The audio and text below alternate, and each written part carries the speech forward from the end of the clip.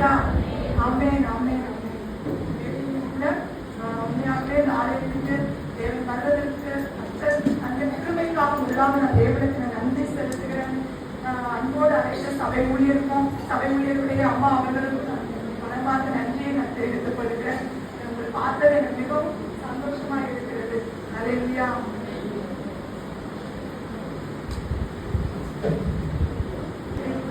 அப்படியே வார்த்தைக்கு மேலாக நம்ம கடந்து போகலாம். மாதத்துக்காக தேவனுடைய சமூகத்துல நான் காத்திருக்கும் போது நம்ம ஒன்றாம் தேதி நம்ம வந்திருக்கிறோம்.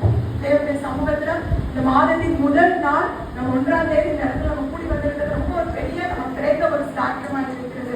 தேவனுடைய சமூகத்துல ஏசப்பா இது வார்த்தையை தாங்க ஒரு வாக்குத்தத்தமான வார்த்தையை இந்த சபைக்கு சொல்லுகிறதற்கு எனக்கு வேண்டும் சொல்லி ஆண்டோடைய சமூகத்தில் காத்திருந்த வேலையில திரும்ப திரும்ப ஆண்டவர் ஒரு காரியத்தை எனக்கு உணர்த்தி உங்க மனசுல உணர்த்திட்டேன். நானும் போராடிட்டேன், நானும் அதை உணர்த்திட்டேன். இந்த காரியம் தான் திரும்ப போய் சொல்லு அப்படின்னு சொல்லி அந்த உணர்த்துதலின் நிமித்தமா இந்த வார்த்தையை நான் எடுத்துக்கொண்டு வந்திருக்கிறேன். ஹalleluya எல்லாரும் திருப்பிக்கலாம். ரோமர் 16ஆம் அதிகாரம் 20ஆவது வசனம் எடுத்தவர்கள் வாசிக்கலாம். ரோமர் 16ஆம் அதிகாரம் 20ஆவது வசனம். சமாதானத்தின் தேவன் சீக்கிரமாய் சாத்தானை உங்கள் கால்களின் கீழே நசுக்கி போடுவார். நம்முடைய கர்த்தராகிய இயேசு கிறிஸ்துவினுடைய கிருபை உங்களுடனே கூட இருப்பதாக. ஆமென் ஹalleluya உண்மையாகவே இந்த வார்த்தையில என்ன சொல்லி இருக்கிறது?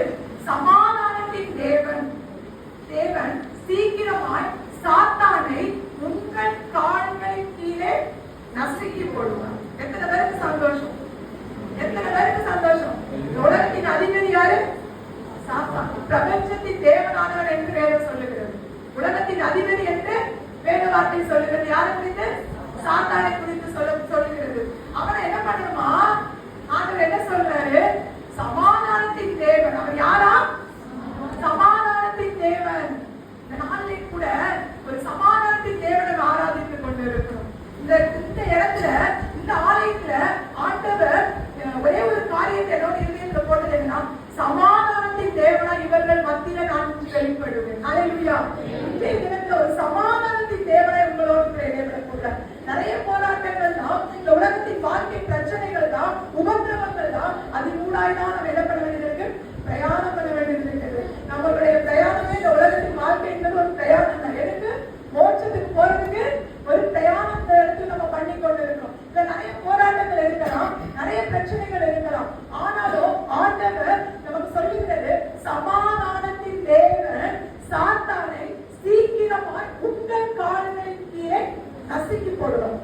நானும் முன்னாடி இந்த வசனத்தை வாசிக்கும் போது நான் நினைப்பேன், என் கால் கீழே நசுக்கி சாதாரணமா நான் நினைச்சிட்டு போயிட்டேன். இந்த வார்த்தையை உள்ளார்ந்த அர்த்தத்தை நம்ம பார்க்கும்போது ரொம்ப ஒரு பெரிய ஒரு காரியம். பூர்வ வாசிக்கிறோம் அந்த வார்த்தையை. சமாதானத்தின் தேவன் சீக்கிரமாய், எப்போ? சீக்கிரமாய் சாத்தான உங்கள் கால்களின் கீழே நசுக்கி போடுவார். நசுக்கி போடுறது யாரு? தேவன். யாரு? தேவன். யாரு காலின் கீழே? ஏன் காலின் கீழே? கொஞ்சம் வித்தியாசமா இருக்கா? ஏன் கால் கீழே தான் நசுக்க போறாரு. ஆனா நசுக்கிற வேலை யாரு? தேவன். ஹalleluya ஆனா ஆண்டவரே நசுக்கல. யார கொண்டு நசுக்கணும்னு நினைக்கிறாரு? உங்களை கொண்டு, உங்க காலை கொண்டு ஆண்டவர் என்ன பண்ண நினைக்கிறாரு? நசுக்கணும்னு நினைக்கிறாரு. இந்த மாதத்துல 11 மாதம் எத்தனை தொல்லை கொடுத்திருக்கான். 12வது மாதத்துல நான் தலையை நசுக்கிறதற்கு, அவனை நசுக்கிறதற்கு ஆண்டவர் நல்ல ஒரு புது பலனால உங்களுக்கு கொடுப்பேன் என்று வாக்குத்தத்தமாய் சொல்லுங்க. ஹalleluya இந்த ஆதியாகமம் 3வது அதிகாரம் 15வது வார்த்தைக்கு நேராக, உனக்கும் ஸ்திரீக்கும் உன் வித்துக்கும் அவள் வித்துக்கும் பகை உண்டாக்குவேன். அவர் உன் தலையை நசுக்குவார், நீ அவர் குதிகாலை நசுக்குவாய் என்றார். இந்த இடத்துல பாருங்களேன், நமக்கு தெரிந்ததுதான் ஏவாள் வஞ்சிக்கப்பட்டாள். யாரால? சாத்தானால் வஞ்சிக்கப்பட்டவள் தான் ஏவாள். அது நிமித்தம் ஒரு சாபம் அந்த இடத்துல வருகிறது. ஒரு சர்ப்பத்துக்கு கொடுக்கிற ஒரு சாபம் தான் இந்த உனக்கும் ஸ்திரீக்கும் உன் வித்துக்கும் அவள் வித்துக்கும் பகை உண்டாக்குவேன். அவர் சொல்லியிருக்கிறது யாரை குறித்து சொல்லியிருக்கிறது? இயேசு கிறிஸ்துவை குறித்து சொல்லியிருக்கிறது. ஆதி ஆகமத்திலேயே இயேசுவினுடைய பிறப்பின் செய்தி எங்க வந்துட்டு? ஆதி ஆகமத்தில்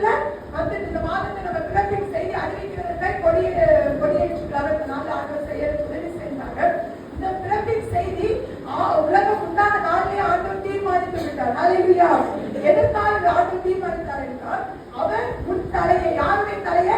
சாத்தானின் தலையை நசுக்குவார், நீ அவன் குதிகாலை நசுக்குவார். ஆண்டவர் சொல்லிட்டாரு, அவர் உன் தலையை நசுக்குவார். எப்படி நசுக்கினார்? நமக்கு தெரிந்ததுதான். எதன் மூலமாய் நசுக்கினார்? சிலுவை மரணத்தின் மூலமாய் தேவன் சாத்தானை என்ன பண்ணார்? அவன் நினைச்சான் அவ்வளவுதான், அவன் இயேசுவினுடைய வாழ்க்கை அவ்வளவுதான் நினைத்தான். ஆனா என்ன பண்ண முடியல, அதை மேற்கொள்ள முடியல. ஆண்டவர் சிலுவை மரணத்தினால் என்ன பண்ணாரு? ஜெயித்தார். ஹalleluya. சிலுவை மரணத்தினால் தான் சாத்தானை என்ன பண்ணாரு? நசுக்கினார். வார்த்தை வாசிக்கிறார், இயேசுவினுடைய இன்னொரு நாமம் அவருடைய பிறப்பின் செய்தியில ஏசாயா 9வது அதிகாரம் 6வது வசனத்தில் சொல்லப்பட்டிருக்கிறது. யாரும் எடுத்தவர்கள் வாசிங்க. ஏசாயா 9:6.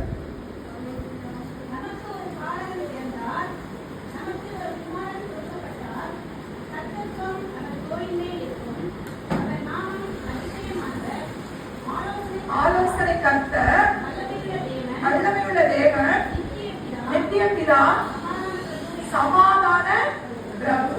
அவருடைய நாமம் என்னவா? சமாதான பிரபு. நம்ம வேதத்துல நிறைய வசனங்கள் சமாதானத்தின் தேவனை குறித்து சொல்லப்பட்டிருக்கும். முதலாவதா இந்த நாள் ஆண்டவர் சொன்ன காரியம், நான் வெளிப்பட்டு விட்டேன், இந்த சாத்தானின் தலையை நசுக்குகிறத நான் வெளிப்பட்டேன், நான் நசுக்குனேன். இனிமே அது நசுக்குகிற வேலையை யாருக்கு கொடுக்கிறேன்? உங்களுக்கு. ஆனா உங்கள் மூலமா தேவன் நிறைய செய்ய போறாங்க. ஹalleluya. செய்ய போறாங்க. ஆனா நம்ம இந்த நாள்ல சமாதானத்தின் தேவனை பற்றி அறியாதபடி இருந்து கொண்டிருக்கிறோம். நிறைய கவலைகளோட, கண்ணீரோடு இருந்து கொண்டிருக்கார். தேவன் வாக்கி சொல்லுகிறது சமாதான பிரபு. இயேசுவின் நாமம் என்னவா? சமாதான பிரபு என்கிற ஒரு நாமம். அது மாதிரி ஏசாயா 53:5 ஒரு வார்த்தை சொல்லப்பட்டிருக்கும், சமாதானத்தை உண்டு பண்ணும் ஆக்கினை அவர் மேல் வந்தது. சமாதானத்தை உண்டு பண்ணுற வேலை யார் வேலையா? இயேசுவினுடைய வேலை. சமாதானத்தை கொடுக்கிறவர் யாருப்பா? இயேசுப்பா தான். ஆண்டவர் என்ன பண்றாரு? ஒவ்வொருத்தருக்கும் சமாதானத்தை கொடுக்கிறார். கொஞ்சம் நீங்க யோசிச்சு பாருங்க, உலகத்தின் மக்கள் படுற உபத்திரவங்கள் அங்கேயும் இருக்கும். ஆனா கிறிஸ்தவ ஜனங்களா இருக்கிற நமக்குள்ளே எது இருக்கும்? நிறைய உபதேசங்கள் சொல்லப்படுது. கிறிஸ்துவுக்குள்ள வந்துட்டா பாடு இல்ல, உபத்திரவம் இல்ல, சந்தோஷம் தான். யாரும் அப்படி இருக்கீங்களா? எல்லா மனுஷனுக்கும் எங்களுக்கு உபத்திரவம் இருக்கு, பிரச்சனைகள் இருக்கு, எல்லாமே இருக்குதான் சரி. ஆனா ஆண்டவர் சொல்லுகிற காரியம் என்ன அப்படின்னா, இந்த சமாதானத்தின் தேவன் சொல்லுறாரு, சமாதானத்தை உண்டு பண்ணுற ஆக்கின என் மேல இருக்கு அப்படின்னு சொல்ற. அதனாலதான் உலகத்தின் ஜனங்களால உபத்திரவத்தின் கூட நடந்து கொண்டாலும் அவங்களுடைய உள்ளத்துல என்ன இல்லை? சமாதானம் இல்லை. கடந்த நாள்ல வந்து ஒரு சகோதரி என்னுடைய சபையில ஊழியம் செய்யும் போது என்னுடைய ஊழியம் செய்யற ஒரு சகோதரி அவங்க என்ன சொன்னாங்கன்னா, ஒரு நாள் ஒரு செய்தி கொடுக்கறதுக்காக அவங்க நான் சொல்றேன், அவங்க என்ன பண்றாங்க, ஒரு செய்தி ஆயத்தப்படுத்தி அந்த குழு என்ன பண்றாங்க, செய்தி சொல்லிக் கொண்டு இருக்கும்போது அவங்களோட உள்ளத்துல பாத்தீங்கன்னா அவங்களுடைய குடும்பத்துல பிரச்சனையும் போராட்டமும் அதிகம் அதிகம் அதிகம். எனக்கு அது தெரியும், நல்லாவே தெரியும். நிறைய பிரச்சனைகள் தான், போராட்டம் தான். ஆனா என்ன பண்றாங்க, அவங்க தேவனுடைய செய்தியை அந்த இடத்துல சொல்றாங்க, சாட்சியோடு கூட சொல்றாங்க. என்ன அவங்களுடைய சாட்சி, பெரிய சாட்சி. அவங்களுடைய மகன் 5 வயது மகன், அவனுக்கு என்னன்னா ஒரு குரோமோசோம்ல ஏதோ பிரச்சனை. அதற்கு வந்து மருந்து இந்த தமிழ்நாட்டுல இல்ல, வர வைக்க வேண்டியதுக்கு ஏதோ கோடியில தான் இருந்தான். அந்த மருந்தினுடைய விலை கிடைக்கவும் ரொம்ப அரிது. இந்த வியாதி கிட்டத்தட்ட உலக அளவையே கொஞ்சம் பேருக்கு தான் அந்த வியாதி வரும். அந்த மாதிரி 5 வயது மகனுக்கு அந்த வியாதி இருக்கு. அந்த சகோதரி தேவனுடைய வார்த்தையை சொல்றாங்க. என்ன சொன்னாங்க தெரியுமா? எனக்கு தேவன் சமாதானத்தை கொடுத்திருக்கிறார். உண்மையாவே நான் அப்படியே வளர்த்து போயிட்டேன். அவங்க சாட்சியா சொல்றாங்க, எனக்கு தேவன் சமாதானம். அப்படின்னா அப்ப நினைச்சேன், ஆனா இப்ப அதை நினைக்கவே இல்லை. என் மகன் ஜீவனோட வருவான்னு எனக்கு ஒரு விசுவாசம் இருக்கு. ஏன்னா ஆண்டவர் ஒரு வார்த்தையினால என்ன பண்ணுகிறார்? சமாதானத்தை கொடுக்கிறார். ஹalleluya. எத்தனை விசுவாசிக்க தேவனுடைய வார்த்தை நம்ம ஒவ்வொரு நாள் நடத்தி கொண்டிருக்கிறது விசுவாசிக்கிறீங்களா? தேவனுடைய வார்த்தை அது இல்லைன்னா நம்ம இல்ல உடைச்சு போயிருப்போம், அவ்வளவுதான், நொறுக்கி போயிருப்போம். அந்த உபத்திரவத்தின் பாதைதான் தேவனுடைய வார்த்தை நமக்கு என்ன பண்ணுகிறது? கற்றுக் கொடுத்து கொண்டே இருக்கிறது நம்முடைய வாழ்க்கையில். ஹalleluya. அமிதமாய் தேவன் சமாதானத்தை உண்டு பண்ணுற ஆக்கினை அவர் மேல இருக்கிறது. சமாதானத்தை ஒரு நதி போல, ஒரு நதிங்கிறது போயிட்டே இருக்கிறது, அதுக்கு எங்கே இல்லை. அதே போலதான் இந்த நதி போல ஒரு சமாதானத்தை உங்களுக்கு ஆண்டவர் கொடுக்கிறேன் என்று வாக்கு கொடுக்கிறார். நம்ம பார்க்கலாம், சீஷர்கள் என்னதான் இருந்தாங்க? இயேசுவோடு கூட இருந்த சீஷர்கள். யோவான் 14வது அதிகாரத்துல நம்ம பார்ப்போம். 27வது வசனத்துல ஆண்டவர் சொல்லுகிறார், சமாதானத்தை உங்களுக்கு வைத்து போகிறேன் என்று சொல்லுங்க. சமாதானத்தை உங்களுக்கு வைத்து போகிறேன். எங்க போனார் ஆண்டவர்? பணம் ஏறிட்டார். ஓகேவா? பணம் ஏறினதுக்கு முன்னாடி சீஷர்களுக்கு சொல்றாரு, நன்றி சிலுவை மரணத்தின் மூலமா நான் மன்னிக்க போறேன் அப்படின்னு சொன்ன உடனே சீஷர்களுக்கு என்ன வந்து பயம். இவ்வளவு நாள் அதே நம்பிக்கிட்டு இருந்தவங்க, அவர் உலகத்துக்கு போறேன்னு சொல்லிருக்காரு, இதுக்கு நம்மளுடைய வாழ்க்கை என்னவா? நிறைய நேரத்துல சமாதானம் எப்போ குறைக்கப்படும்னா, இருதயத்துல பயமும் கலக்கமும் வரும்போதுதான் சமாதானம் எப்படியா இருக்கும்? குறைக்கப்படும். எத்தனை பேர் நம்பீங்க? அப்படிதான் ஏதோ ஒரு பயம், ஏதோ ஒரு காரியத்தை குறிச்சு இந்த நேரத்துல கூட எத்தனையோ பேர் இருக்கலாம். ஏதோ ஒரு காரியத்தை குறிச்சு என்னுடைய எதிர்காலம் எப்படியா இருக்கும்? டீச்சர்கள் அப்படிதான் இருந்தாங்க. என்னுடைய எதிர்காலம் எப்படியா போகும் தெரியலையே அப்படின்னு சொல்லி பயந்து போயிட. ஆனா அவர்களுக்கு மத்தியில தான் இயேசு சொன்னார், உங்களுக்கு நான் சமாதானத்தை வைத்து போகிறேன். அதோடு மாத்திரம் இல்ல, அவர்கள் கலைக்கு போய் ரூம்ல பூட்டி கொண்டு இருக்கும் போது கூட அந்த அறைக்குள்ள அப்படியே வந்து ஆண்டு சொன்னாங்க, உங்களுக்கு சமாதானம். ஹல்லேலூயா, ஹல்லேலூயா. எந்த நாளையும் ஆண்டவர் இந்த ஆலயத்துல வந்திருக்கிற உங்களை பார்த்து சொல்லுகிற காரியம், உங்களுக்கு சமாதானம். இதயத்துல கலக்கப்பட்டு இருக்கீங்களா? உடைக்கப்பட்டு இருக்கீங்களா? மனிதனுடைய வார்த்தையினால உடைக்கப்பட்டு இருக்கீங்களா? இல்ல நான் குடும்பத்துல ஏதோ ஒரு காரிய சூழ்நிலை முடியவே இல்லை, இந்த பிரச்சனை நடந்துகிட்டே இருக்கு, என் வாழ்க்கையில எதிர்காலம் எப்படியா இருக்கு, என் பிள்ளைங்களை எப்படி வளர்க்க போறேன், என் பிள்ளைங்களுடைய எதிர்காலம் எப்படியா இருக்கு, என் பிள்ளைங்க எப்படி இருப்பாங்க அப்படின்னு சொல்லி ஏதோ ஒரு கவலை, ஏதோ ஒரு கண்ணீர். இந்த நாள் ஆண்டவர் உங்களை பார்த்து சொல்லுங்க, உங்களுக்கு சமாதானம் உண்டாவதாக. ஹல்லேலூயா, உங்களுக்கு சமாதானம் உண்டாவதாக. எத்தனை விசுவாசிக்கிறீங்க இந்த வார்த்தை? இந்த வார்த்தை உறுதியை பிடிச்சுக்கோங்க. ஏன்னா சமாதானத்தின் தேவன் அவர். சமாதானத்தின் தேவன் அவர் விசுவாசிச்சாதான் ஆண்டவர் உங்க மூலமாய் கிரியை செய்ய முடியும். ஹல்லேலூயா, சமாதானத்தின் தேவன் நீங்க விசுவாசிக்கிற முதல்ல பைபிள்ல ஒரு வார்த்தை, நியாயாதிபதிகளின் புத்தகத்தை நம்ம எடுத்துக்கலாம். அது 6வது அதிகாரத்துல ஒரு மனிதரை குறித்து சொல்லப்பட்டு இருக்கிறது. நியாயாதிபதிகள் 6வது அதிகாரம் எடுத்துக்கிட்டோம்னா அதுல கிதியோன் என்ற ஒரு மனிதரை குறித்து சொல்லப்பட்டு இருக்கிறது. அவருடைய காரியம் நமக்கு தெரிந்ததுன்னா, மீதியானியர்கள் அமலேக்கியர்களை என்ன பண்ண ஆரம்பிச்சாங்கன்னா இஸ்ரவேலர்களை மேற்கொள்ள ஆரம்பிச்சாங்க. ஓகேங்களா? இவங்க பாவம் செஞ்சாங்க. இஸ்ரவேல் ஜனங்கள் என்ன பண்ணாங்க? பாவம் செய்வதற்கு கர்த்தர் மீதியானியர்களை மேற்கொள்வதற்கு ஒப்பு கொடுத்துட்டாரு. அப்படியா ஒப்பு கொடுத்த அந்த நேரத்துல கிதியோன்ற மனுஷன் எப்படியா இருந்தானா, அந்த வார்கோதுமை விளைச்சலின் நாட்கள்ல அந்த வார்கோதுமையை அறுக்கிறதற்காக ஒரு பயந்து போய் அந்த களத்துல ஓரத்துல ஒதுங்கி போய் என்ன பண்ணிருந்தா போர் அடித்து கொண்டிருந்தான். அந்த போர் அடித்து கொண்டிருந்த அவனை பார்த்து ஆண்டவர் அங்க சொல்லுகிறார். அது நியாயாதிபதிகள் 6வது அதிகாரத்துல நம்ம 12வது வசனம் யாராவது வாசிங்க. கர்த்தருடைய தூதனானவர் அவனுக்கு தரிசனமாகி, பராக்கிரமசாலியே, கர்த்தர் உன்னோட இருக்கிறார் என்றார். அப்பொழுது கிதியோன் அவரை நோக்கி, என் ஆண்டவனே, கர்த்தர் எங்களோட இருந்தால் இவைகளெல்லாம் எங்களுக்கு நேரிடுவானே? கர்த்தர் எங்களை எகிப்திலிருந்து கொண்டு வரவில்லையா என்று எங்கள் பிதாக்கள் எங்களுக்கு விவரித்து சொன்ன அவருடைய அற்புதங்களை எல்லாம் எங்கே? இப்பொழுது கர்த்தர் எங்களை கைவிட்டு மீதியானர் கையில் எங்களை ஒப்பு கொடுத்தாரே என்றான். இந்த நேரத்தில் நம்ம பார்க்கும்போது ஆண்டவர் அவங்க பயந்து போயிருக்கிறாங்க. எப்படி இருக்கிறான் கிதியோனு? பயந்து போயிருக்க அந்த கிதியோட நான் ஆண்டவர் போய் சொல்றாரு, கர்த்தருடைய தூதர் அந்த இடத்துல போய் நிற்கிறாரு, பராக்கிரமசாலியே. அவன் எப்படி இருக்கிறான்? பயந்து போயிருக்கிறான். சமாதானம் அவனுக்கு இல்ல. ஆனா ஆண்டவர் அவனை பார்த்து சொல்லுகிறார், பராக்கிரமசாலியே, கர்த்தர் உன்னோட இருக்கிறார் என்று அந்த இடத்துல சொல்லுகிறார். ஏன் கூட கர்த்தர் இருந்தார்னா எதுக்கு இப்படிலாம் நடக்குது? அவருடைய அற்புதம் செஞ்ச தரவெல்லாம் எங்கே அப்படின்னு சொல்லி கேள்வி கேட்கிறாங்க. இப்படிதான் நம்மளும் நிறைய நாட்கள், ஏன் கூட ஆண்டவர் இருந்த, ஏன் இந்த சூழ்நிலை எனக்கு நடக்குது, ஏன் இந்த காரியத்தின் ஊடாக நான் நடந்து போறேன், எத்தனை பேர் அப்படி கேட்டுக்கொண்டிருக்கிறோம்? இன்னும் நம்ம கேட்டுக்கொண்டிருக்கிறோம். இந்த நாள் ஆண்டவர் அப்படியா இல்ல, அந்த அப்படி பேசி கொண்டிருந்தவர்கள் ஆண்டவர் பராக்கிரமசாலியை என்று அழைக்கிறார். ஹல்லேலூயா. அந்த பராக்கிரமசாலியை பயந்து போயிருந்தவனுக்கு தேவனுடைய வார்த்தை வருகிறது, பராக்கிரமசாலியை என்கிறது மாத்திரம் இல்ல. 14வது வசனத்துல, உனக்கு இருக்கிற இந்த பலத்தோட போ, நீ இஸ்ரவேல் மீதியானின் கைக்கு நீங்களாக்கி ரட்சிப்பாய், உன்னை அனுப்புகிறவர் நான் அல்லவா? 16வது வசனத்துல, நான் உன்னோட கூட இருக்கிறேன், ஒரே மனுஷனை முடிய அடிப்பது போல அந்த மீதியான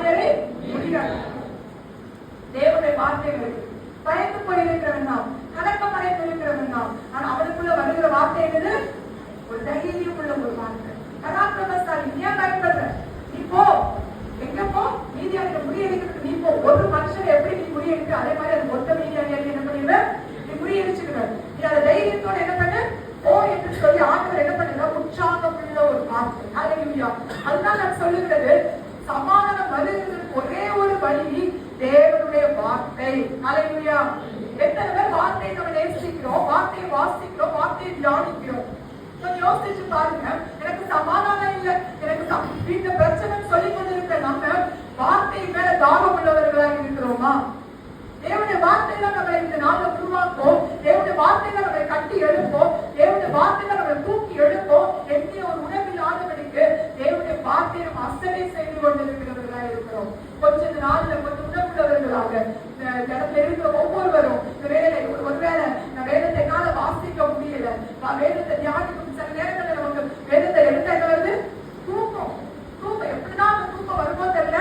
அந்த தூக்கம் அந்த வேதத்தை வாசிக்கிற நேரத்துலதான் அந்த தூக்கத்தை நம்ம தூக்கணும். அப்படியா இருக்கக்கூடாது. ஒரு உற்சாக எழுதைய வேணும். ஏனென்றால் சமாதானத்தை கொடுக்கிற வார்த்தை நிறைந்த ஒரு புத்தகம் எங்க இருக்குது? நம்ம கையிலேயே இருக்கு. அதை வச்சுட்டு நம்ம என்ன பண்ணிட்டு இருக்கிறோம்? சமாதானம் இல்ல, சமாதானம் இல்ல அப்படின்னு சொல்லி நம்ம என்ன பண்ணிட்டு இருக்கிறோம்? தேடிக்கொண்டு இருக்கிறோம். இப்படியா தேவனுடைய வார்த்தை இனியோனுக்கு நேரம் வந்த உடனேயும் அவன் என்ன பண்றான்? எழுப்புறான்.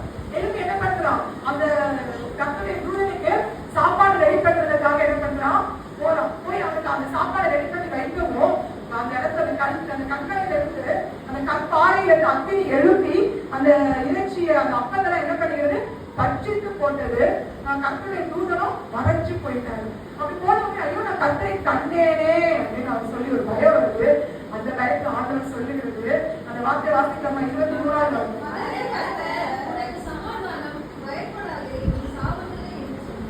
ஆமென் அல்லேலூயா.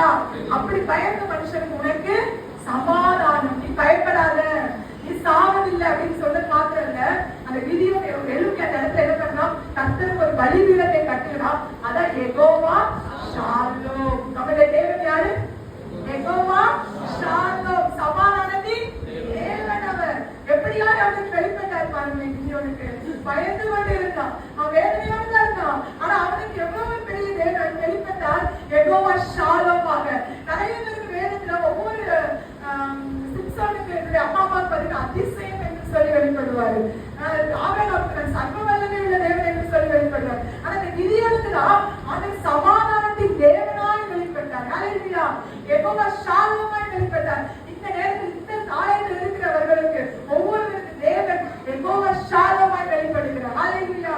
அது மாத்திரம் இல்ல, அவன் அப்படியே பயந்து கொண்டு இருக்கிற அந்த நேரத்துல சமாதானத்தை என்ன பண்ணிட்டான்? இப்பொழுது ரிசீவ் பண்ணோம், பெற்றுக்கொள்ளணும். அந்த சமாதானத்தை பெற்றுக்கொண்டதுக்கு பின்னர் ஆண்டவர் சில காரியங்களை அவனுக்கு உணர்த்துகிறார். அல்லேலூயா. உணர்த்துகிறார். அந்த நீதியாகிய ரட்சிக்கப்பட வேண்டும். நீதியாகிய கையில் இஷ்டவிடவே ரட்சிக்கப்பட வேண்டும். ஆனா எப்படி அப்படிங்கிறதுக்கு ஆண்டவர் முதல் காரியமா சொல்லுகிறார். அதை பார்க்கும் போது 25ஆம் வசனம் வாசிக்கலாம். அந்த ராத்திரியிலே கர்த்தர் அவனை நோக்கி, நீ உன் தகப்பனுக்கு இருக்கிற காளைகளில் 7 வயதான 2ஆம் காளையை கொண்டு போய் உன் தகப்பனுக்கு இருக்கிற பாகாலின் பணிப்பிடத்தை தகர்த்து அதன் அருகே இருக்கிற தோப்பை வெட்டி போடு. இந்த கற்பாறை உச்சியிலே பாங்கான ஒரு இடத்தில் உன் தேவனாகிய கர்த்தருக்கு ஒரு பணிப்பிடத்தை கட்டி அந்த 2ஆம் காளையை கொண்டு வந்து அதை நீ வெட்டி போட்ட கோவிலுடைய கட்டை பிரதிகளின் மேல் சர்வாங்க தகனமாய் பலியிட கடவாய் என்றார். பாத்தீங்கன்னா அன்னைக்கு ராத்திரியே என்ன நடக்குதுன்னா, ஆண்டவர் இந்த குடும்பமா என்ன பண்றாரு? அந்த விதியோட பேசுறாரு. நான் உனக்கு சொல்ற வார்த்தை நிறைவேறணும். அந்த சத்துருவான அந்த நீதியாகிற ஜெயிக்கணும். நீதான் ஜெயிக்க போற. நம்ம வார்த்தை சமாதானத்தின் தேவன் சாத்தானை சீக்கிரமா உங்க காவலுக்கு கசிக்கு போல வளர்ந்து உள்ளவர்கள் இந்த விதியோட ஆண்டவர் உணர்த்துவதற்கு மறுபடியுமாய் கர்த்தர் பேசுகிறார். என்ன செய்ய வேண்டும்? நீ போய் உன்னுடைய தகப்பன் பலிக்கு தகப்பனுடைய குடும்பத்தார்கள் அதற்கு அந்த தேசத்தினுடைய ஜனங்கள் எல்லாம் சேர்ந்து இஸ்ரவேல் ஜனங்கள் தான் ஒரு மாநாள் பலிகளை என்ன பண்ணிருக்காங்க? கட்டி வச்சிருக்காங்க. விக்கிரக தோப்புகள் அந்த இடத்துல இருக்கிறது. தேவன் விழாவ முடியுமா? விழாவ முடியுமா? அந்த இடத்துல தேவன் கிரியை செய்ய முடியுமா? முதல்ல செய்ய வேண்டிய காரியம் அதை சுத்திகரிக்கிறது. அல்லேலூயா. இந்த நாளே அப்படிதான் சமாதானத்தின் தேவன் நம்ம ரிசீவ் பண்ணிட்டோம், வெளிப்படுத்திட்டாரு. ஆனா ஆண்டவர் அடுத்ததான் உங்களுக்கு எதிர்பார்க்கிற என்ன தெரியுமா? ஒரு பரிசுத்தத்தை, ஒரு சுத்திகரிப்பு. உங்களுக்குள்ள ஆண்டவர் உங்க மூலமா சாத்தான உங்க கால் மூலமா ஆண்டவர் நசுக்கணும்னா உங்களுக்குள்ள 2வது காரியம் என்னதான் இருக்கணும்? பரிசுத்தம் இருக்கணும். முதல்ல தேவன் உங்களுக்கு வெளிப்படணும். 2வது பரிசுத்தம் வேண்டும், ஒரு சுத்திகரிப்பு வேண்டும். இவன் என்ன பண்றான்? போய் என்ன பண்றான்? ஆண்டவர் சொல்லி இவனுக்குள்ள ஒரு பயத்துல இருந்தாலும் என்னடா இந்த மக்கள் முன்னாடி நம்ம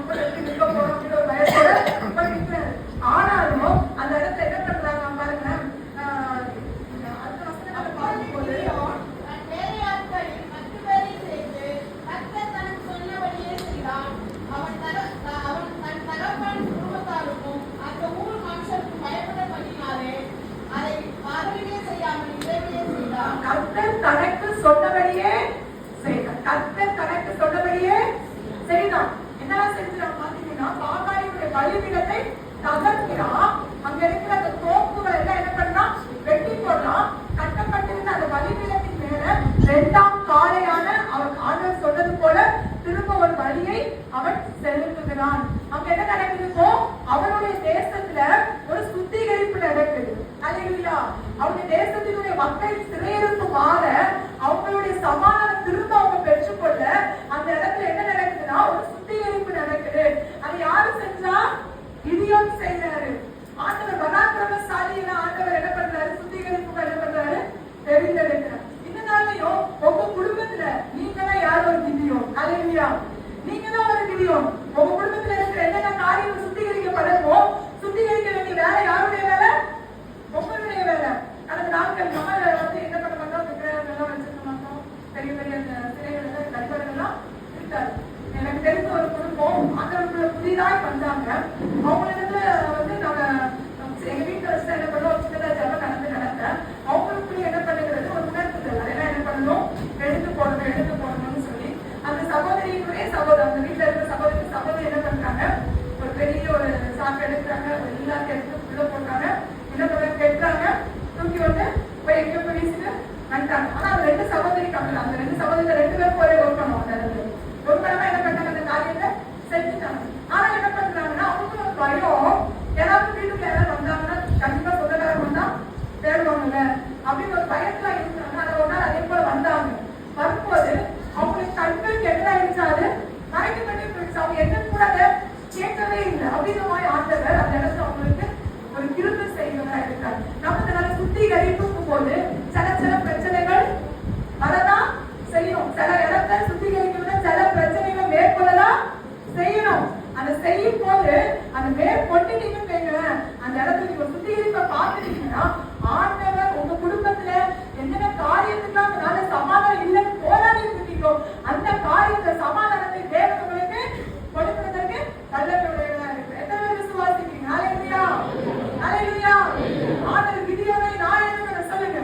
கிதியோனா என் குடும்பத்துல சொல்லுங்க எல்லாரும். கிதியோனா என் குடும்பத்துல நாம் எழும்பணும். நான் ஒரு பராக்கிரமசாலி. ஹல்லேலூயா. ஆண்டவர் நான் ஒவ்வொருவரையும் உங்க குடும்பங்கள்ல ஒருவேளை வாலிப பிள்ளைகள எந்தெந்த காரியங்களை சுத்திகரிப்பு செய்யணுமா? இன்னும் கூட உங்களுடைய குடும்பத்தை உங்க கணவர்கள் மத்தியில உங்க மனைவிகள் மத்தியில ஏதோ ஒரு காரியத்தை ஆண்டவர் உணர்த்தினாருன்னா அதற்கு என்ன பண்ணணும்? கீழ்ப்படியணும். இந்த கிதியோனுடைய கர்த்தர் சொன்னார், கிதியோன் கீழ்ப்படியும். ஹல்லேலூயா. கர்த்தர் சொன்னபடியே செய்தான். அதை செய்தானா அடுத்த ஸ்டேஜுக்கே போறாரு.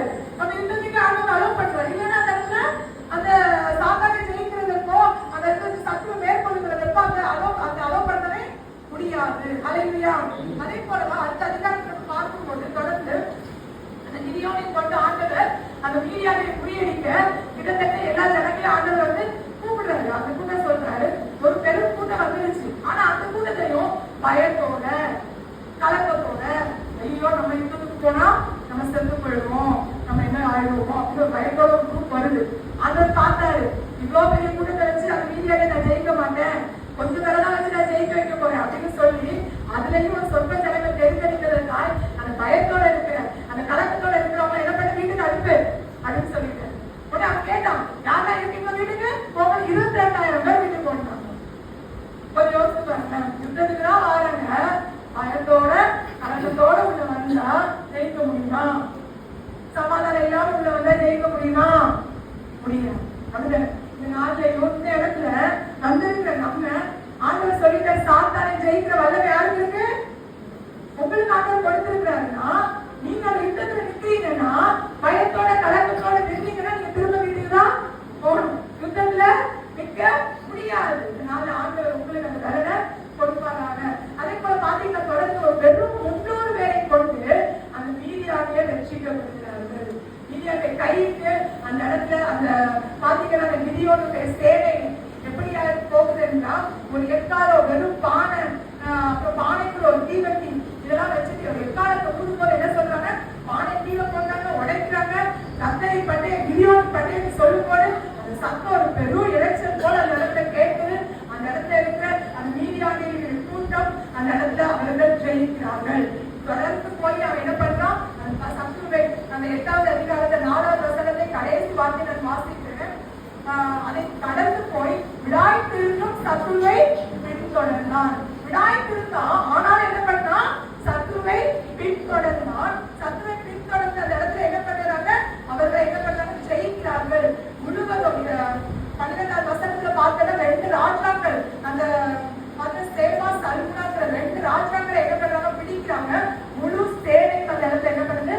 அலங்கரிக்கப்படுகிறது. இந்த நாள்லையும் இந்த இடத்துல வந்திருக்கிற உங்களுக்கு அந்த சமாதானத்தின் தேவன் என்று வாக்கு கொடுக்கிறார். சமாதானத்தின் தேவனா இருக்கிற அவர் நாங்கள் ஒரு விதியோரை போல உங்களை என்ன பண்ணுகிறார்?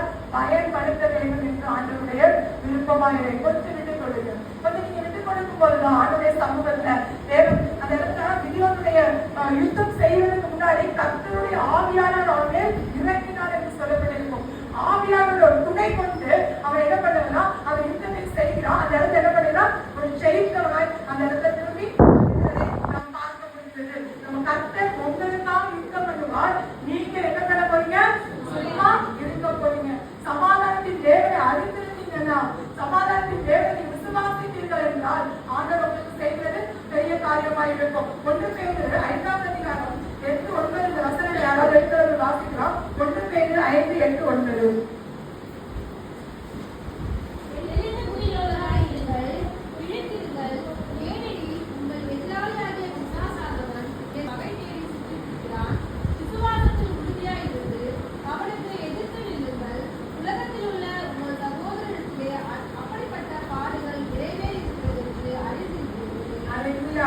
பாத்தீங்கன்னா எல்லாரும் விழிப்பா விழித்திருங்கள் சொல்லப்படுது. தெரிந்த புத்தி உள்ளவர்களா இருங்கள், விழித்திருங்கள். ஏனெனில் எதிராளியாகிய பிசாசானவர் வெற்றிகிற சிங்கம் போல எவனை விழுங்கலாமோ என்று வகை தேடி சுற்றி திரிகிறார். நாளை இப்படிதான் அவன் உலகத்தின் அதிபதி நம்ம சொன்னோம்ல, இப்பிரபஞ்சத்தின் தேவன் நம்ம சொன்னோம்ல, யாரை விழுங்கலாம், யாரை என்ன பண்ணலாம்னு சொல்லி சுற்றி திரிகிறவனா. ஆனா இந்த தெளிந்த புத்தி உள்ளவர் நம்ம விதியோரை குறித்து நம்ம பார்த்தோம். இந்த நிருபங்களையும் பேதுரு எழுதியிருக்கிறார். பிசாசை நம்ம ஜெயிக்க வேண்டும் என்றால் அவன் விழுந்த என்ன விழுங்காதபடிக்கு, என் குடும்பத்தை அவன் விழுங்கி விடாதபடிக்கு நான் எப்படியா இருக்க வேண்டும்? ஒரு தெளிந்த புத்தி உள்ளவரா இருக்க வேண்டும். அல்லேலூயா. ஒரு புத்தியுள்ள ஸ்திரீ தன் வீட்டை கட்டுகிறாள். இந்த நாளில் இடத்தில் இருக்கிற ஸ்திரீகளா இருக்கிற நீங்களா இருக்கட்டும், ஆண்களா இருக்கிறவர்களோ தன்னுடைய குடும்பங்களை நடத்துவதற்கு ஒரு புத்தி உள்ளவர்களாய், எப்படிப்பட்ட ஒரு புத்தி? தெளிந்த புத்தி உள்ளவர்களை ஆண்டவர் இருக்க வேண்டும் என்று எதிர்பார்க்கிறார். அது மாத்திரம் விழித்திருங்கள். அல்லேலூயா. விழித்திருங்க. சாத்தா உங்க குடும்பத்துக்கு உள்ள வந்து சேட்டை பண்ற வரைக்கும் நம்ம பொறுமையா இருக்க முடியுமா? ஒரு பெரிய ஒரு பலசாலி எனக்கு ஒரு திடீர்னு ஒரு நாள் ஒரு கனவு மாதிரி ஒன்று வந்துச்சு. என்னன்னா, நான் என் வீட்டுல இருக்கிறேன், நடுவுல ஒரு பெரிய ஒரு ஆள் வந்துட்டான். ஆனா அவனை தள்ளிதான் பாக்குறேன். வெளியில போட்டேன், தள்ள முடியல. அப்பதான் யோசிச்சேன், என்ன ஆண்டுகளே நான் பண்ணுவேன், என் குடும்பத்துல எங்கேயும் கடமா வந்து வந்து நிக்கிறானே, அவன் என்னால தள்ள முடியலையே. உடனே என்ன பண்ண? முழங்கால் போடு, ஜெபம் பண்ணு, உபவாசம் எடு. எப்படியாவது என்ன பண்ணணும்? என் குடும்பத்துல ஏதோ சத்துருல போராடி உள்ள வர்றது போராடி கொண்டு இருக்கிறான். அவனை மேற்கொள்ளுங்க, விழித்திருக்கிறவரை ஜெபிக்கணும். இன்னும் அதிகமா தேவனுடைய இருக்கிற ரைத்துல பலப்படணும். அப்படின்னு பலப்படும் போது அவனை என்ன பண்ணி தொடர்க்க முடியும்? அப்படியா ஆண்டு சமூகத்தில் இருக்கும்போது ஆண்டவர் கரலை கொடுத்த அல்லேலூயா. அதே போல இந்த நாள்ல நமக்கு தெரியாது எப்போ எந்த நேரத்துல எது வழியா உள்ள நுழைவான்னு தெரியுதுன்னா ஈஸியா செல்போன் மொபைல் நம்மளுடைய குடும்பங்களை ஈஸியா கடந்த நாள்ல ஒரு சிறு மகனோட பேசிக்கொண்டு இருக்கும் போது அவன் சொல்றான், என் குடும்பத்துல எங்க அம்மாவும் என்னதான் வச்சிருக்காங்க செல்போன், எங்க அப்பாவும் என்னதான் செல்போனு. அவங்க இதெல்லாம் என்ன பண்ண மாட்டாங்க? தேட மாட்டாங்க. இதனால பேரண்ட்ஸ் எப்படியா இருக்கிறோம்? மொபைல் போனோட நம்ம உறவாடி கொண்டே இருக்கிறோமா? பிள்ளைங்க ஜாலியா இருப்பாங்க. எப்படி இருப்பாங்க? சாத்தானோட ஐக்கியப்பட்டு ஜாலியா இருந்துருக்க. எப்படியாவது சாத்தான் அந்த பிள்ளைங்க மூலமா கத்துக்கிட்டு நம்ம அந்த நாள்ல ஜாக்கிரதையா விழிப்பா இருக்கும் போதுதான் தன்னுடைய பிள்ளைங்க என்னதான்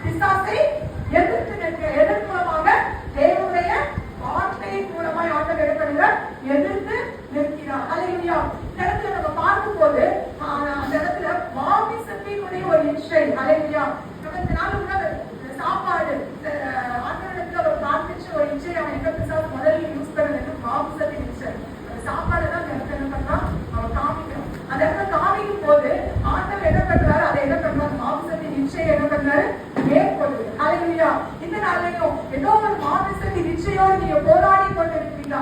இந்த காரியத்தை எனக்கு விடுதலை வேணும், இந்த வேலை நீங்க என்ன பண்ணுங்க, எதிர்த்து இல்லைங்க. அவர் உங்களை விட்டு ஓடி போங்க. தேவனுக்கு கீழ்ப்படிந்தவர்கள் பிசாசுக்கு எதிர்த்துட்டீங்கன்னு அப்பொழுது அவர் உங்களை விட்டு ஓடி போங்க என்று வார்த்தை சொல்கிறது. தேவனுடைய வார்த்தைக்கு நம்ம கீழ்ப்படியும் போது மாமிச இச்சையை மேற்கொள்ள முடியும். அடுத்ததான் தேவன் அந்த இடத்துல பார்க்கும்போது ஜீவனத்தின் பெருமைக்குரிய இரண்டாவது காரியத்தை அங்க பாத்தீங்கன்னா ஒரு இடத்துக்கு போய் ஆதாரத்தை என்ன பண்றா நிறுத்துகிறான். நீர் அங்கிருந்து தாழ புதியும் அப்படின்னு சொல்றாரு. தேவாலயத்துக்கு பாருங்க தாழ புதியும் சூழல்கள் என்ன பண்ணுவாங்க, உன் கையில ஏற்றி கொண்டு போகாதுன்னு சொல்லும் போது ஆண்டவர் அந்த இடத்துல பாத்தீங்க அப்படின்னா நீ தேவனுடைய குமாரனே ஆனார் அப்படிங்கிற ஒரு பெருமை அவனுக்குள்ள கதைக்கணும். இந்த நாளை கிறிஸ்தவர்களுக்குள்ள இருக்கிற பெரிய காரியம் தெரியுமா? பெருமை. நிறைய பேர் இந்த நாட்கள்ல அந்த பெருமையில சிக்கிட்டு போயிருக்காங்க. ஆவிக்குரியவர்கள் ஆவியிலிருந்து அப்படின்னு சொல்லி அதுல ஒரு பெருமை. இந்த உலகத்துல பாத்தீங்கன்னா உலகத்தான் போல நம்ம எப்படியா இருக்கு, ஒரு வேஷம் தெரிஞ்சு ஒரு பெருமையோட இருந்து கொண்டிருக்கும். ஆனா அந்த உலகத்தின் பெருமை, அந்த ஜீவனத்தின் பெருமையை ஆண்டவர் என்ன பண்ணாரு, அந்த பிசாசை என்ன பண்ணாரு, ஜெயிக்கிறவராய் காணப்படுகிறார். அடுத்து நம்ம பார்க்கும்போது 9வது வசனம் 10வது வசனம் நம்ம வாசிக்கிறோம். அப்பொழுது இயேசு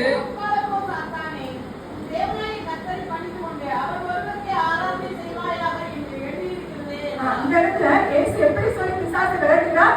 அப்பாலைக்கோ சாத்தானையே. இந்த இடத்துல அந்த வார்த்தை சொல்லும் போது உயர்ந்த மலையில கொண்டு போய் சகல ராஜ்யம் எல்லா பேர்மையும் அந்த இடத்துல காண்பிக்கிறார். ஒரு கண்களின் நிச்சயிக்கு நேராக, ஒரு கண்களின் நிச்சயிக்கு எல்லாத்தையும் காண்பிக்கிறான்.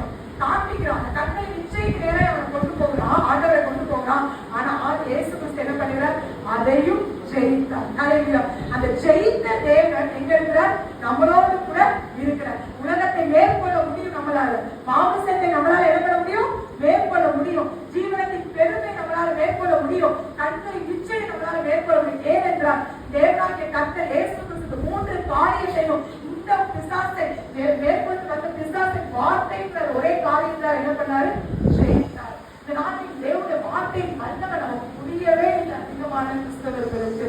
ஏனோதான் வாரத்துக்கு ஒரு முறை சபைக்கு வாரம் ஜெபிக்கிறோம், என் குழந்தைதான் நான் சொல்றேன் போறேன், இது மாத்திரம் போதாது. கிறிஸ்தவத்தா இருக்கிற நமக்கு சாத்தானை ஜெயிக்கிறதுக்கு இந்த பலன் போதாது.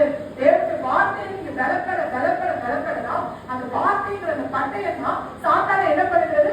வீழ்த்துகிற ஒரு பட்டயமாய் காணப்படுகிறது. ஹல்லேலூயா. ஆண்டவர் அதுதான் சொல்லுகிறார். இந்த 3வது ஒரு காரியத்தை குறித்து நான் சொல்லிட்டு முடிக்க போறேன். லூக்கா 10வது அதிகாரம் 18, 19 வசனத்தை யாராவது வாசிக்கலாம்.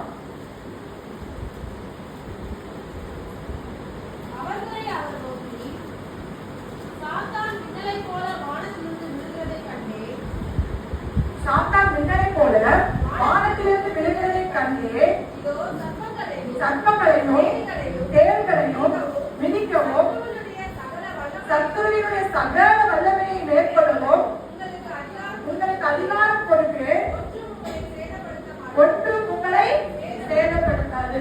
சமாதானத்தின் தேவன் சீக்கிரமாய் சாத்தானை உங்கள் கால்களின் கீழே நசுக்கி போடுவேன் என்று சொன்னவர் இந்த நேரத்துல இந்த வார்த்தையில என்ன காரியம் நடக்குதுன்னா, ஒரு 70 பேரை ஆண்டவர் இயேசு கிறிஸ்து தெரிந்து கொள்ளுகிறார் சீஷர்களாக.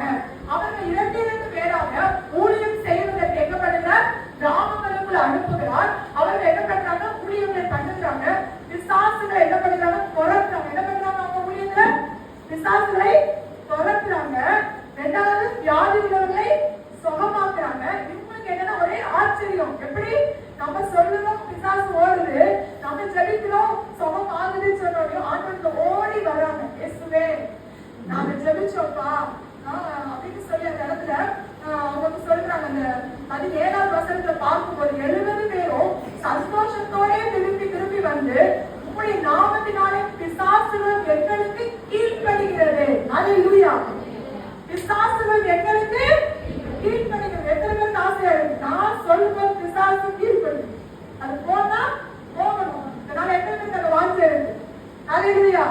எல்லாருக்கும் அந்த காரியத்தை ஆண்டவர் அந்த நாளில் கொடுக்க வேண்டும் என்று ஆசைப்படுகிறார். ஆண்டவர் இந்த இடத்துல 70 பேர் ஊழியத்திற்காக தெரிந்திருக்கிறார். ஹல்லேலூயா. இந்த இடத்துல இருக்கிறோம் நம்ம. நான் வந்தேன் போனேன் ஒரு சாதாரண கிறிஸ்தவராய் என் வீட்டுல என் பிள்ளைகளை குடும்பத்தை கவனிச்சு என் வாழ்க்கையை முடிச்சேன், அதுதான் ஒரு கிறிஸ்தவ வாழ்க்கை இல்லை. தேவனுக்காய் எழும்பணும், பக்கத்துல இருக்கிற ஒரு விஷயத்தை சொல்லணும். பிசாசு உங்களுக்கு என்ன பண்ணணும்?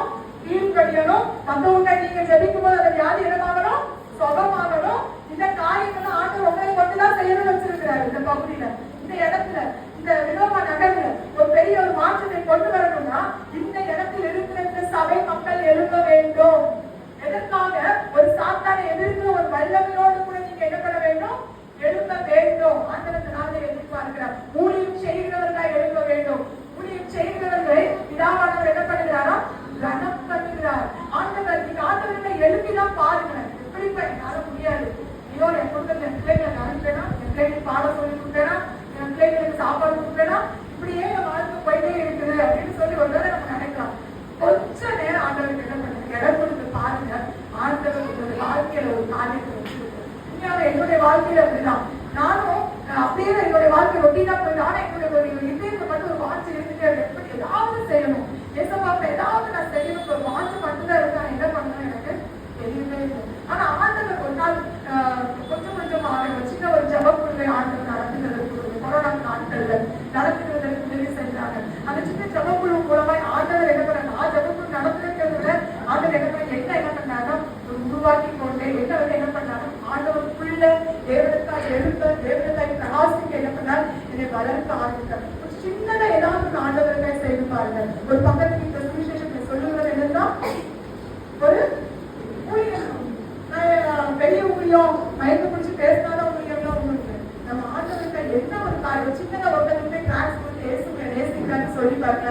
அதுவும் என்னதான் தேவனுடைய பார்வைக்கு ஒரு ஊழியம். அவரையும் ஆண்டவர் உண்மை உத்தமமான ஊழியர் தான் சொல்ல போறாரு. பெரிய ஊழியக்காரர் அவரு அப்படின்னு நம்ம சொல்றோம்ல, அவருக்கும் அந்த கணவன் உண்மை உத்தமமான ஊழியர். கொஞ்சத்தை நீ உண்மையா இருந்து பாருங்க. ஆண்டவர் கொடுக்கிற காரியங்கள்ல, இருக்கிற இடத்துல தேவனுக்காய் ஒருவேளை வேலை செய்கிற இடங்கள்ல, வேலை செய்கிற ஸ்தலங்கள்ல தேவனுக்காய் கொஞ்சம் இருந்து நீங்க பாருங்க. அதுக்கப்புறம் தேவனுக்கு சமாதானம் ஒரு சின்ன லெவலுக்கு நம்ம பறக்கிற வரைக்கும் தான் கொஞ்சம் கஷ்டமா இருக்க மாதிரி இருக்கும். ஆனா அதை கொஞ்சம் விட்டு படுத்துட்டீங்கன்னா ஆண்டவருக்காய் எழுப்பும் போது அந்த சமாதானத்தோடு தேவனுக்காய் எழுப்புறதுக்கு ஆண்டவர் என்ன பண்ணுவார், உதவி செய்வார். ஹல்லேலூயா. அப்படிதான் இடத்துல இந்த 70 பேரும் பயந்துதான் போயிருந்தாங்க ஊழியத்துக்கு. ஆனா ஆண்டவர் அவர்கள் மூலமே பெரிய காரியத்தை செய்யும் போது பேசவே அவர் சொல்றாரு. எனவே 18ஆம் வசனத்துல, சாத்தான் மின்னலை போல வானத்தில் இருந்து கீழே விழுகிறதை கண்டேன். ஆண்டவர் பார்க்கிறாரு, இவங்க ஊழியம் செய்யறாங்க, சாத்தான் வானத்தில் மின்னல் மாதிரி கீழே விழுந்துட்டு அவரை ஒன்று செய்யவே முடியல. விழுந்துக்கிட்டே அவருடைய கிரியைகள் எல்லாம் என்ன பண்ணிட்டே இருக்குது, அழிக்கப்பட்டு இருக்கு. அவனால என்ன பண்ண முடியல, அந்த இடத்துல அவனால அந்த மக்களை கண்ட்ரோல் பண்றதற்கோ, அந்த மக்களிடத்துல செயல்படுவதற்கோ, அவருடைய கிரியைகளை அந்த இடத்துல வெளிப்பட முடியாதபடிக்கு இந்த 70 பேர் செய்வது மூலியம் தடை செய்வது. ஹல்லேலூயா. இந்த பகுதியிலையும் இப்படியாக இருக்காங்க ஜனங்கள், வரமாட்டேங்கிறாங்க. நீங்க எழுப்பி போய் பாருங்க. இந்த இடத்துல ஒவ்வொரு ஞாயிற்றுக்கிழமை சுவிசேஷ ஊழியர்களை செய்யுங்க. இந்த பகுதியில் இருக்கிற ஜனங்களுக்கு சுவிசேஷத்தை சொல்லுங்க. ஆண்டவருக்காய் நீங்க எழுப்பும் போது இந்த பகுதியில் திரள்கூட்டமான ஜனங்கள் பிசாசின் பிடியிலிருந்து என்ன பண்ணுவாங்க, விடுதலையாக்கப்பட்டு இந்த ஆலயம் என்ன பண்ணும், இன்னும் மகிமையாய், ஆண்டவர் இன்னும் வல்லமையாய் இந்த இடத்தை விரிவாக்கி இன்னும் அதிக ஜனங்களை ஆண்டவர் கொண்டு வருவார். ஹல்லேலூயா. அது அதிகமான ஒரு ஆசீர்வாதம் உங்களுக்கு கொடுக்கிறதுக்கு வல்லமையுடையதா இருக்காங்க. சும்மா இருக்கிறதுக்காக நான் ஞாயிற்றுக்கிழமை வந்து ஆலயத்துக்கு வந்து போனேன், இது மட்டும் எதுவும் இல்ல ஊழியம், இது மட்டும் நம்மளுடைய வாழ்க்கை கிடையாது. தேவனுக்காய் ஒவ்வொருவரும் எழுப்பி சுவிசேஷத்தை சொல்லுகிற, தேவனுக்காய் செயல்படுகிறதா என்னது, தேவனுக்காய் வாழ்க்கை ஒரு கிறிஸ்தவ வாழ்க்கை. அப்படிப்பட்ட வாழ்க்கை ஆண்டவர் என்ன பண்ணுகிறார், எதிர்பார்க்கிறார். சத்துருவினுடைய அந்த அடுத்த வசனம் பார்த்தீங்கன்னா, சர்ப்பங்களையும் தேவர்களையும் மிதிக்கவும். ஹல்லேலூயா. நிறைய மக்கள் போராட்டத்தில் நான் பார்த்திருக்கேன். சர்ப்பத்தின் கீழே கட்டுகளில் அந்த ஜனங்களை ரொம்ப போராட்டத்தோடு இருக்கிறாங்க. அவர்களெல்லாம் விடுவிக்கிறதுக்கும் அந்த சத்துருடைய வல்லமை மேற்கொள்ளுகிறதுக்கும் இந்த நாள் ஆண்டவர் என்ன பண்றாங்க, உங்களுக்கு என்ன பண்றாரு, அந்த அதிகாரத்தை கொடுக்கிறார். வேலை பார்க்கிற ஸ்தலங்கள்ல எத்தனையோ பேர் கண்ணீரோடு இருக்கலாம். இந்த நேரத்தில் பக்கத்து வீடு எத்தனையோ பேர் கண்ணீரோடு இருக்கலாம். முழங்கால் போடணும், அவங்களுக்கு மாசம் வந்து நான் ஜெபிக்கிறேன். 2 பேர் சரி கை பிடிச்சி கொஞ்ச நேரம் ஜெபிச்சுக்காங்க. அவங்களுக்கு விரோதமா இருக்கிற அந்த கண்டு விசுவாசத்தோடு நம்ம ஜெபிக்கும் போது கண்டிப்பா அந்த இடத்துல ஆண்டவர் கிரியை செய்ய முடியும். நாங்கள் உங்களை கொண்டு ஆண்டவர் மகிமையால் பயன்படுத்த முடியும் என்று நான் விசுவாசம். ஹல்லேலூயா. இந்த நேரத்தில் ஆண்டவர் சொன்ன வார்த்தையின் வழியாய் எல்லாரும் ஒருவரோட சாத்தான் சமாதானத்தின் தேவன் சீக்கிரமாய் சாத்தானை உங்கள் கால்களின் கீழே நசுக்கி போடுவார். அதில் கிதியோன் என்ன பண்ணா, நசுக்குனான். அதே போல என்ன பண்ண, நானும் எழுப்பணும், ஆண்டவர்கிட்ட எழுப்பணும். ஆண்டவர்கிட்ட என்ன பண்ணணும், அர்ப்பணிக்கணும். சமாதானத்தின் தேவன் எப்படி கிதியோனுடைய வாழ்க்கையை வெளிப்பட்டாரோ என்னுடைய வாழ்க்கையை வெளிப்பட வேண்டும். என்னுடைய வாழ்க்கையை வெளிப்படுத்துறது மாத்திரம் இல்ல, நான் அதற்கு இன்னும் கொஞ்சம் அர்ப்பணிக்கிறேன். என்னுடைய வாழ்க்கை இன்னும் ஆண்டவருக்கு அப்படியே முழுமையா அர்ப்பணித்தாங்க. தேவன் சொன்னது அப்படியே என்ன பண்ணாங்க, கீழ்ப்படிந்தாங்க. அந்த கட்டளைக்கு என்ன பண்ணாங்க, கீழ்ப்படிந்தாங்க. சுத்திகரிப்பு அந்த இடத்துல நடந்தது. அந்த நடந்த உடனே சாத்தான் என்ன பண்ணா, சாத்தானை சத்துருவை ஜெயிக்கிறதுக்கு ஆண்டவர் பலன் கொடுத்தார். இந்த நாளில் உங்களுக்கு ஆண்டவர் அதிகமான ஒரு பலனை ஆண்டவர் கொடுக்கிறதற்கு வல்லமை உடையவராக இருக்கிறார். அது மாத்திரம் சகோதரர்கள் பார்க்கும்போது பேதுருல சொன்னது போல தெளிந்த புத்தி உள்ளவர்களாய், ஒரு விழிப்புள்ளவர்களாய், தேவனுடைய ராஜ்யத்தை கட்டுகிறதற்கு, ஆண்டவர் பிசாசை துரத்துகிறதற்கு தேவனுடைய 70 பேர் எழுதுனது போல இந்த இடத்துல இருக்கிற ஒவ்வொருவரையும் ஆண்டவர் எழுத வேண்டும்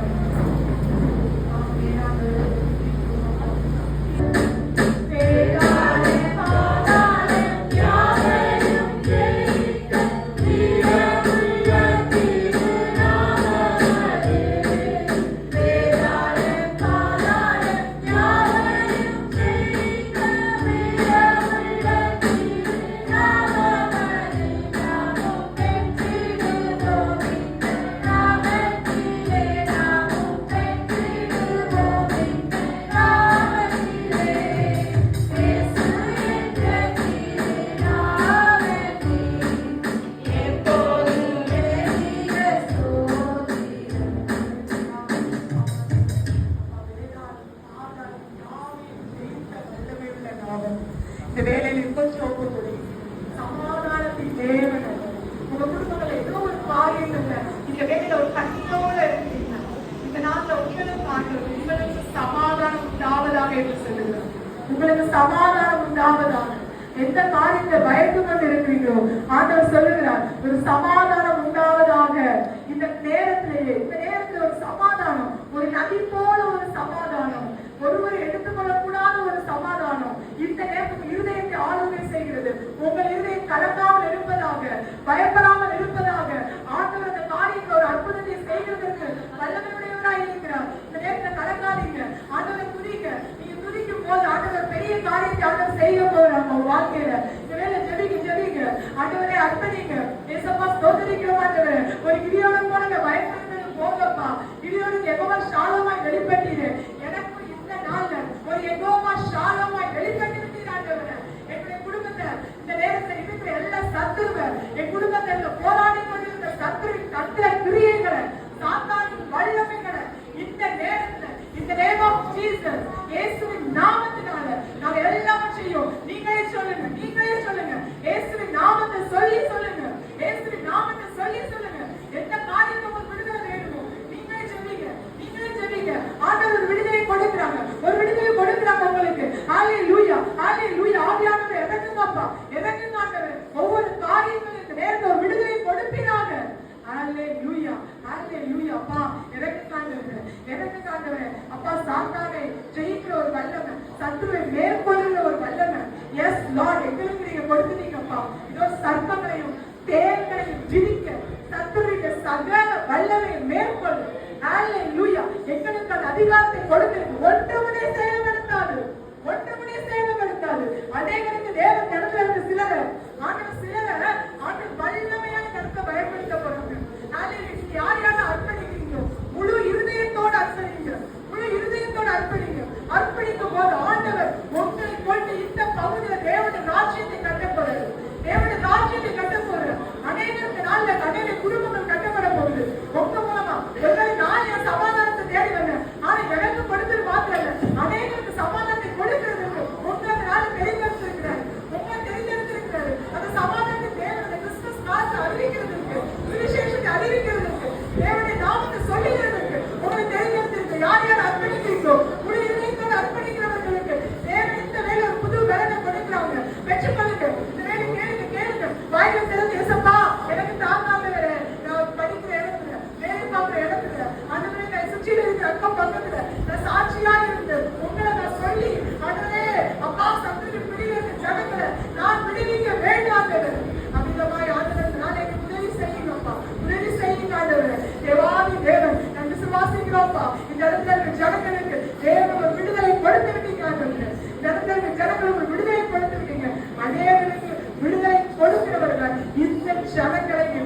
போகிறீரப்பா.